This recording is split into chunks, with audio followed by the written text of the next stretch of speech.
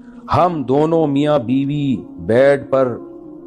کمبل میں بیٹھے ہوئے ہوتے ہیں اور میں نہ دوپٹے کی دوپٹہ نہیں ہوتا، تو اچانک کبھی میرے سسر اور کبھی میری ساس کمرے میں گھس جاتے ہیں، اللہ ان کو ہدایت دے،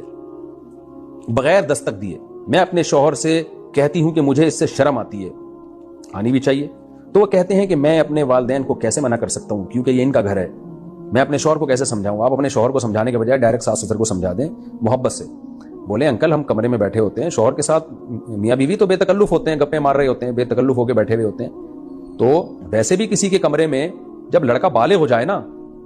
تو باپ کو بھی نہیں چاہیے کہ وہ دھاڑ کر کے کمرے میں داخل ہو، تو یہ اس کو بھی چاہیے کہ نوک کر کے آئے، قرآن کا حکم ہے، اللہ نے فرمایا کہ جب بھی کہیں جاؤ تو اجازت لے کے جاؤ، تو اس لیے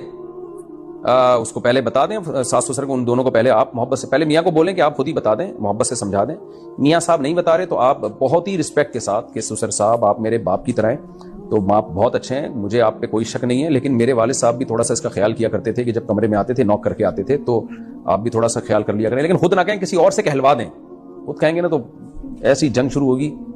کہ ختم ہی نہیں ہوگی کبھی، ساس کو یا سسر کو سمجھانا بات ایسے جیسے اونٹ کو رکشے میں بٹھانا،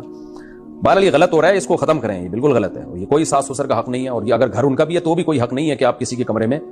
ایسے گھسائیں، یہ جائز نہیں ہے، اور آپ کا شرم آنا بالکل ٹھیک ہے، حیا جن خواتین میں ہوتی ہے ان کو یہ عمل برا لگتا ہے، یہ تو اچھی بات ہے، اللہ نے آپ نے حیا رکھی ہے، آج کل تو حیا ہی مارکیٹ سے شارٹ ہوتی جا رہی ہے، نام بس حیا رکھا جا رہا ہے، حیا ہوتی ہے نہیں اندر، الحیا جزء من الایمان، حدیث میں آتا ہے حیا ایمان کا حصہ